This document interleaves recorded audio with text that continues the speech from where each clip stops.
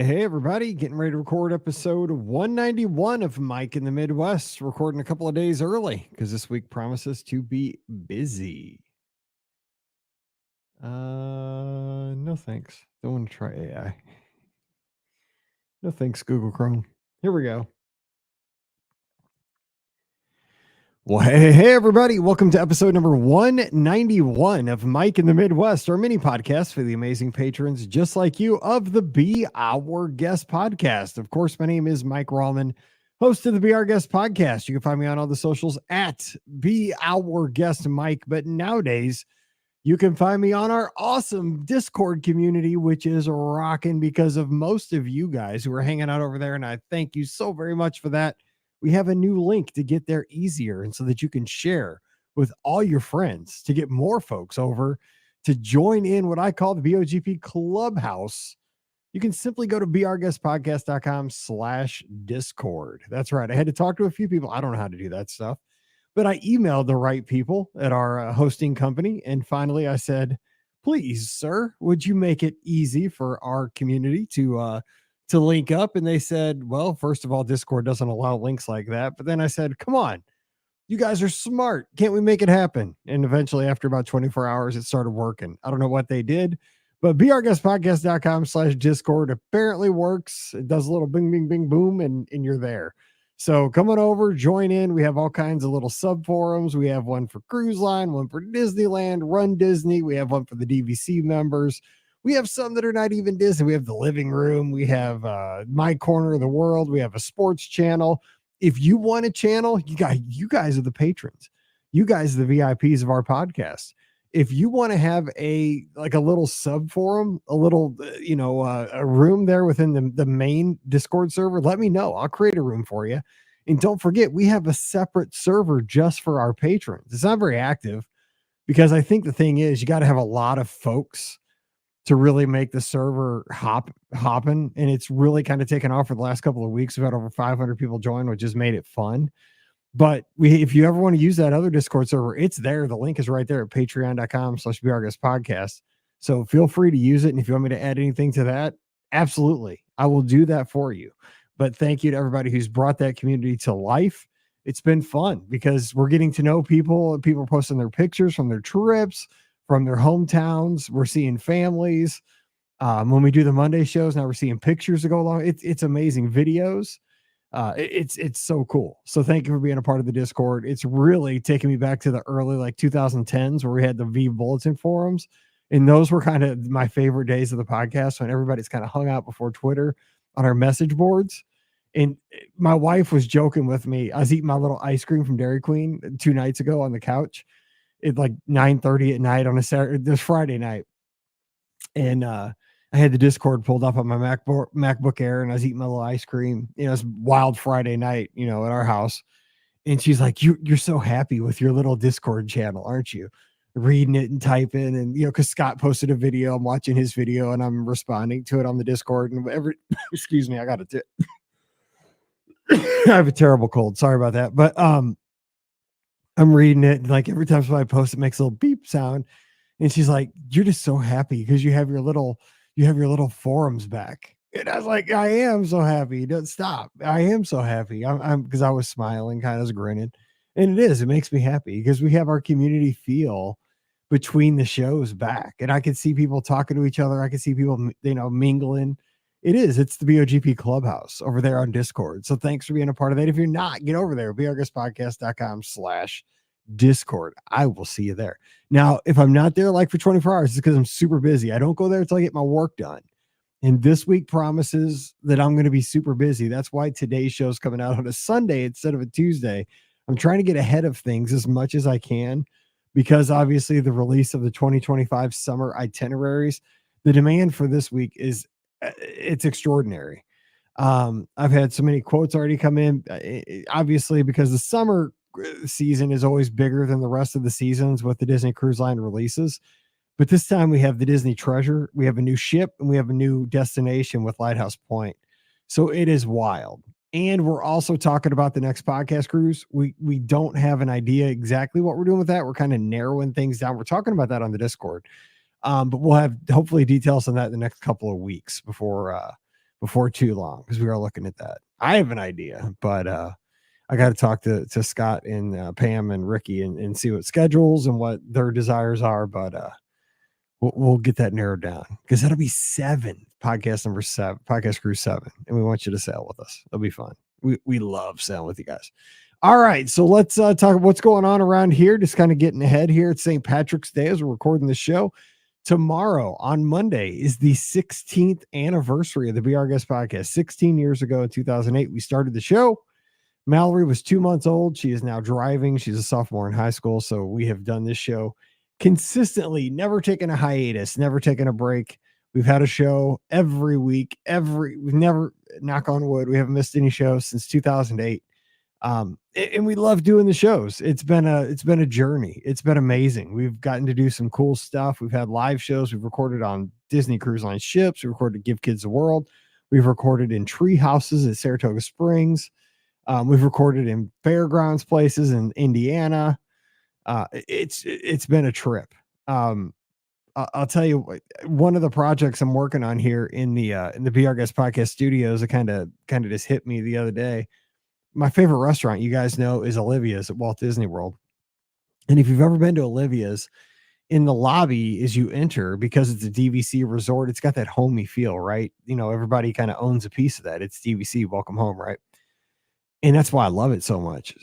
Excuse me. So as you go in there, one of the things you see is that everybody kind of in the early days, I guess they were asked to bring like one home picture, like a picture of your vacation, and they hung them up there in the lobby of Olivia's. And I love seeing that, those 80s looking pictures hanging in the lobby. You can see like all the outfits and stuff.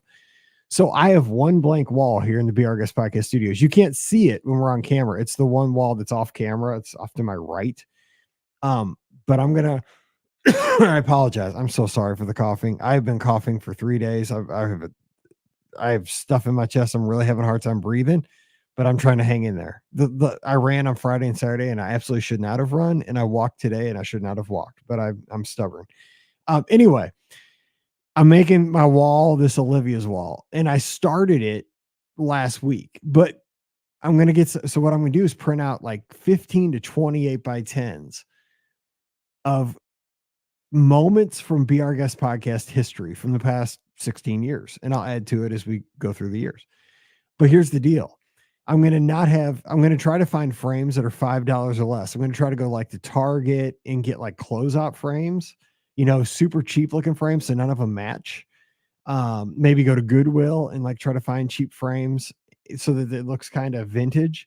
But also in the center, here's the one thing that I started. I bought a digital frame that's 15 inches. So it's a decent sized digital photo frame.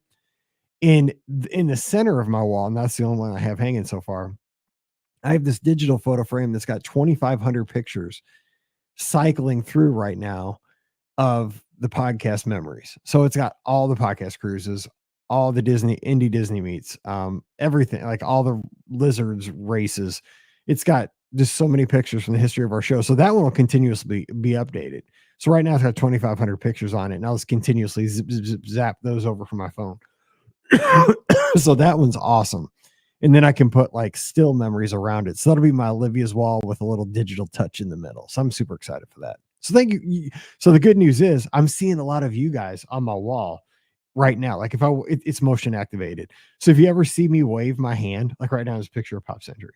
Now see, there's nobody in that picture. That's a beautiful picture. Sunrise. I'm looking at the bowling pins across Hourglass Lake. I was kind of artistic when I took that one. That's a good picture. What's coming up next? Oh, it's a picture from 2013 when we were #1 on iTunes that day. I was like, woohoo. It's the first time. I think it was the first time we hit #1 on iTunes for the day. That was just, I remember I was so excited at school. Oh, there's a picture of me with somebody I met in Magic Kingdom that day. So it's just cool. I get to see you guys are scrolling through, and because you're a part of the show, and it makes me happy to see like, oh, there's Mark, you know, I'll see Mark fishing on a boat, or, you know, there's Tricia. We ate at Al Azteca. You know, it's so fun. Or there's a picture of Scott Page and I, we were running the day that the half marathon was canceled in 2017, soaking wet on the boardwalk. So anyway, I just want to have you guys always in the studio. And the best way I could do it was with this digital picture frame cycling through. So you're probably going to be in here at some point. And I love that. Anyway, So that's what's going on around here. Let's hit the feedback from last week's show. Last week we talked about reflecting on greatness. I was watching From the Earth to the Moon, and I was thinking about when I'm gone, again, kind of sad, but like these astronauts, these Apollo astronauts walked on the moon, right? And the ones that didn't even walk on the moon, they took the steps to get the other guys to the moon, the Mercury astronauts, the Gemini astronauts. They were amazing what they did. And here I am, living my life, and I don't do great things. I do pretty cool stuff, but I don't have a level of greatness like an astronaut or anything like that, or a doctor. And I was like trying to reflect on like, what's my legacy going to be? And so here's what you guys had to say. Tricia says, your comment about media on a deserted island got me thinking. I think I would choose to have Gilmore Girls as my TV show. My daughter was named after the main character. I think my husband would probably pick MASH. Like you, he has that playing in the background of his home office. Working with ED kids comes with a reward of hearing from them years later and seeing their recovery. Often hear back from families years later with pictures of their kiddos and their gratitude they have for their treatments. And the kids, and these kids could be the greats of the next generation. That is true. When you work in education, sometimes the reward isn't immediate.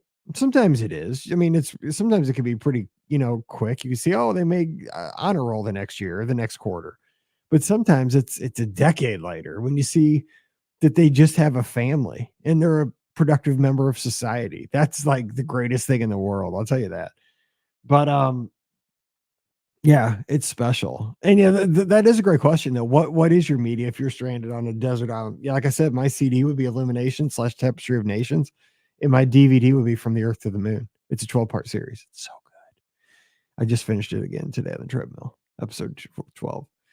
Dennis down in Texas. I'm fine with the fact that I'll likely never achieve the kind of greatness that the astronauts you talked about attained. However, I know I'll have my own legacy. Like you, I've wondered what that will be, but I think I've got a preview of that just recently. After watching my son lead a martial arts class, I saw a number of parents of the students complimenting him. When I told him how impressed I was, his response was, "Thanks. I just try to do what I think you would do. Being a good dad is all I need for a legacy." Amen. Amen. That is so cool. I think it's cool though. And I don't know. You could tell me this, Dennis. I don't have sons. I have daughters. And I think daughters appreciate their dads in different ways than sons do. I think it'd be cool to hear that from a son because I think sons try to emulate their dads in a different way that daughters appreciate their dads. I think one is not better than the other, but I think hearing that from a son, because like with my dad, I love my dad. My dad is the greatest. I mean, he is, you talk about a role model. My dad, it was the hardest worker I've ever seen in my life. I did a show about my dad on here. He's got the best heart. He'll do anything for anybody. He's charitable. Like I said, hardest worker. My grandpa was the hardest worker, his dad. The work ethic of my dad and my grandpa is unmatched. I apologize. So do I want to emulate my dad? Absolutely. But I don't know if my daughters want to emulate, they want to be like me exactly. I hope that they respect me, but they're women, they have different goals in life, I'm sure. But I hope they respect and love and appreciate me. I don't know if they want to be me though. I don't know. But that is the best to hear that, Dennis. I mean, there is no higher compliment. So that is a legacy. I love hearing that, Dennis. And I hope you're having some good barbecue today on St. Patrick's Day. I don't know what you barbecue though. And finally, John Luther says, this was an interesting take on this week's episode. I would guess that the astronauts would say that they were not great, that they were just doing their jobs. Who knows? They may even have had doubts on their legacy as well. I've never thought much about achieving that level of greatness or fame. I know that my legacy will likely be that I'll be remembered by family and friends, but forgotten otherwise. That idea doesn't really bother me all that much. Those are the ones that have mattered in my life. That's a great way to look at it, though. I guess you don't really need to be remembered by everybody. I guess it's cool that I remember Neil Armstrong and Alan Shepard and Gordo Cooper, and Frank Borman, all my favorite astronauts, Alan Bean. I'm not their family members, but I respect them and I look up to them. But as long as Paige Pender and Mallory Rallman and Pamela Rallman and my family, the rest of them all love me, What a life well lived, right? I guess that's it. God, I love you guys. You guys make me think. I try to make you guys think with Mike in the Midwest, but you guys bounce it right back. And I mean, that's why I love having this little Patreon show that we can do outside of Disney to kind of have conversations with a little podcast, not long, but something. This is a little thinker. Not even either. It's not even serious, but it's just a conversation between us.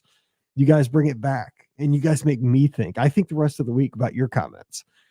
I love this. If you have comments about this or any other show, patreon.com/Be Our Guest Podcast. And I so apologize. I'm sorry. I thought I was over the cough and I took my medicine about an hour ago to time it perfectly, and apparently it did not work. All right. Today's topic was brought to you by Tricia up in Wisconsin. This is perfect because she's in the land of Culver's, frozen custard. And she asked for a show all about ice cream memories. She said we've never had a show about ice cream memories. So I thought, bingo. Wow, was that loud? And I didn't have that cranked up that loud, but I don't know why that got slid up. Somebody's been in my studio, I guess. But here's the deal. I'll tell you some ice cream memories here for about 10 minutes. The earliest ice cream memory I can remember from being a kid is with my grandma. And I always talk about my grandpa. This is obviously my grandma Rallman. We used to go to their house all the time as kids. They lived by us growing up. And we go over there, and grandma would take us to a place called Burgeon's Dairy. And it was just down the street from their house and from our house because we all lived in the same neighborhood. And the thing I remember about Burgeon's is we would go there, all the grand. She'd take myself, my sister, my cousins when they were in town, Chris and Derek, and we'd be able to get ice cream. Now, they didn't, this isn't like today's ice cream. Remember, I'm 50 years old. They didn't have 50 flavors. They didn't have, concretes and 78 different kinds of, blizzards and all that junk. You got basically a cone or maybe a sundae. You didn't have a lot of options. So you'd usually get a cone. But they did have, so this was a dairy though. And the only reason we go there is when grandma needed milk. But the thing I remember about Burgeon's Dairy, besides the ice cream, I'll get to that, was they had the best milk. And I'm a huge milk drinker. I drink a ton of milk. I still do. But you would get that really ice cold milk, and the milk at Burgeon's would come in the glass jug. I don't know if it was a gallon or a half gallon, but it was like a glass jug. And it had like a foil cap. And you would take the old glass one back when you went and got your new one. And it was just, I don't know why, because it was in the glass, like it was colder. Grandma's milk always tasted better because we always got our milk like at the grocery store in like a plastic jug, like the one you still get today. And it was never as good. The Burgeon's milk rocked. I mean, it was so cold and it tasted so good. It was, and you might say milk doesn't make a difference. It did. It tasted better. I'm telling you. So we always got good milk at Burgeon's. But we get ice cream there. And the thing was, I remember about Burgeon's was that they had like those old fashioned soda fountain like spigots.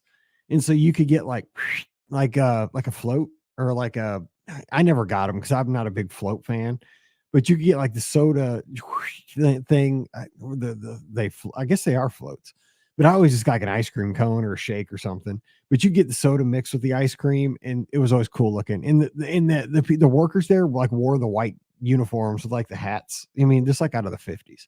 So it was pretty sweet looking, but Burgeon's Dairy, that's where we used to go as a kid. Now, after that, the main jam was a place called Fritz's Frozen Custard. Now, Fritz's Frozen Custard, what it was, these people at our church bought an A&W root beer stand that went out of business in our town. So when we were growing up, there was an A&W root beer stand, which if you remember how A&W, I don't know if it was like this in your town, we had an A&W root beer stand where you had all the like car slots and it would have, it's kind of like a Sonic. If you have a Sonic in your town where you park your car and it would have the place where you order and then they bring your stuff out to your car. That's how our A&W was, but it went out of business. So they had that, they bought this and they turned it into a ice cream. It's not ice cream though. It's Fritz's Frozen Custard. And I'm telling you what, and these people from our church bought it. I'm telling you what, this place became so popular. And it was in Florissant where I grew up. I mean, it was so good. I mean, and it's still there. This was like in the mid 80s. It just blew up. It was so good. They're famous for the turtle, which is a sundae that's got like, I think it's got like pecans on it and caramel and ice cream. It's very simple, but it's got pecans, caramel, and ice and custard. I don't get it. I'm not a I never got that. I always just got like other things. But oh, the custard, the chocolate and the vanilla custard is so tasty. I don't know what it is about it, but it became so popular. People come from all over Florissant, all the towns in North St. Louis County come to Fritz's. It was like a big thing to go to after church on Sundays. After your ball games, you go to Fritz's. And now there's like 10 different Fritz's locations in St. Louis. They're all over St. Louis. But the original was in Florissant, and it was in the A&W that closed down. And we used to ride our bikes up there all the time and go to Fritz's. So, I mean, the thing was, it was so good. And that's what, like, we went there we go to the Bangor. I talked about Bangor Pool. I grew up there. It was about a mile from there. So we'd ride our bikes from Bangor down to Fritz's and get custard. Also, my sister worked there for years and years when she was 16 as a part-time job.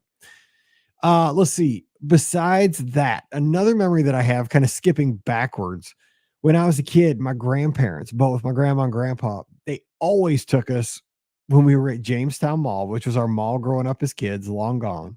They're demolishing it right now as we speak. Baskin Robbins. That was the greatest treat of all time. You go to 31 Flavors and you go to Baskin Robbins, they give you that little pink taster, like it wasn't really a spoon, it was like a stick. And you could sample a couple of flavors and then you pick out your, whatever kind of cone you were going to get. And I'd always get a little sugar cone. So I'd go with my grandparents and I get whatever, I think I used to get, wasn't cookie dough. I don't think they had cookie dough back then. I think it was like chocolate chip. I think I get chocolate chip cone but 31 Flavors. Yep, Baskin Robbins. And you walk around the mall, and that was so good. It had a little, sugar cone, but it had a little piece of like paper around the outside. And you try not to eat the paper as you got down to eating the cone. You'd always get it all over you as it melt. Oh, but man, those were the good old days. So you'd do that. So Baskin Robbins was always a hot thing.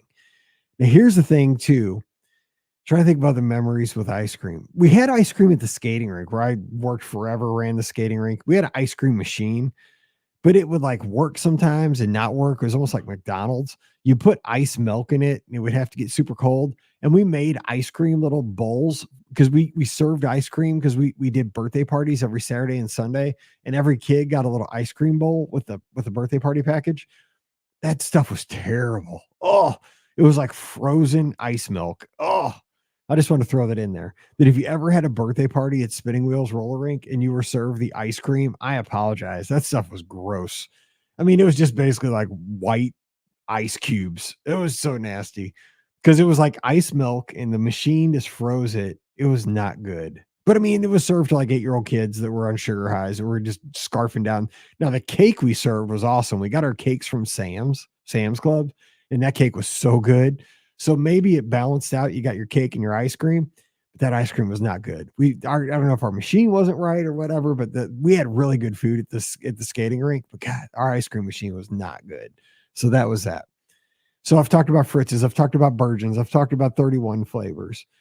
Dairy Queen has to have a mention, right? Now here's the thing about Dairy Queen. The other day on the Discord, I don't know how we got talking about ice cream, but Scott mentioned he's only been to Dairy Queen once in his life. Now I know he's got a lot of Culvers up by him because he's up in the north, and Culvers is super popular up in Wisconsin, Michigan, by Chicago. We have a lot of Culvers around here too, even.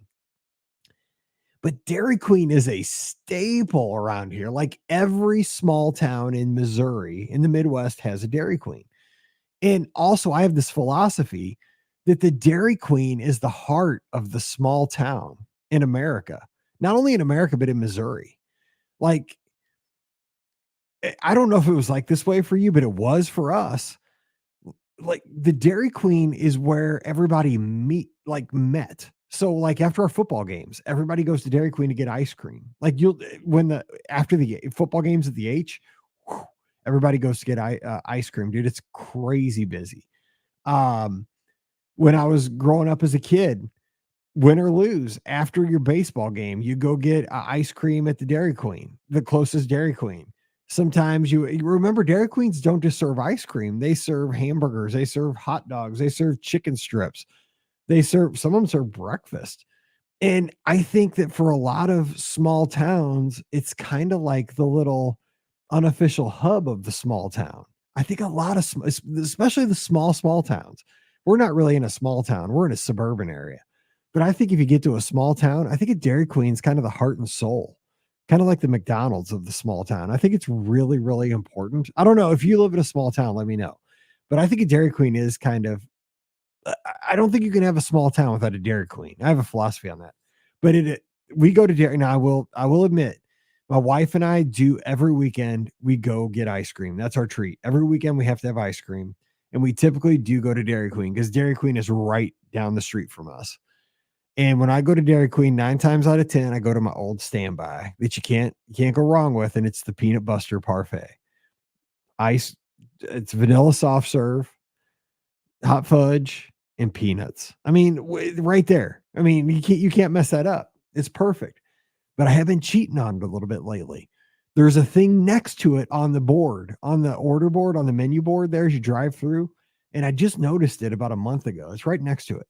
And it's a thing it's got like Oreos in it with a brownie.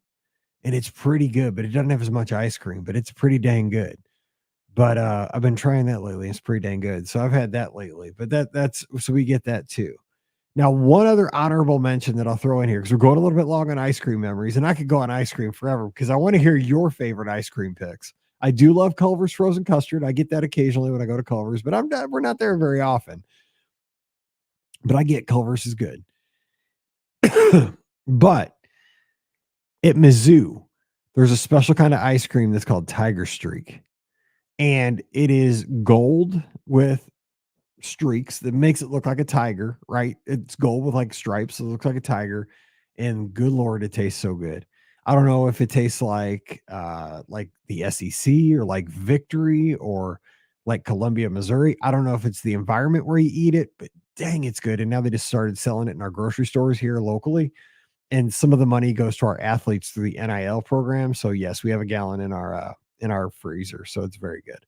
So those are some of my ice cream memories. Nothing groundbreaking, but it started in a dairy, a very old-fashioned dairy, and it's kind of bounced around to some like locally started places, people in our church that it really blew up, and it's one of the biggest places in our city of St. Louis now from the Fritz's family. They started frozen custard stand, and it really took off, and it's a big deal. Dairy Queen, never. I love Dairy Queen. Can't go wrong with Dairy Queen in my book. It's solid. And you can also get a good meal there. I don't mind Dairy Queen food. Baskin Robbins, always good, kind of expensive. Culver's is always good, especially if you pair it with like a butter burger. I'll eat ice cream anywhere. I love ice cream. I love Tiger Streak at Tiger Stripe out at Faroe Field in Mizzou. But what's your favorite? I can't wait to hear. So let's hear about it because spring starts on Tuesday. And I hope you're having a great St. Patrick's Day. I hope everything's green for you today. So let me hear it. We'll do this again next week. As always, I appreciate your support. Thanks for hanging with me. I apologize for coughing. I apologize for the voice. Hopefully I'll be better by next week because I'm trying to hang in there. We'll have the live show tonight with Scotty G. So join us at 7 o'clock Eastern, 6 o'clock Central, and give us a call. All right. Till then, you guys stay safe, stay healthy, and we'll see you real soon.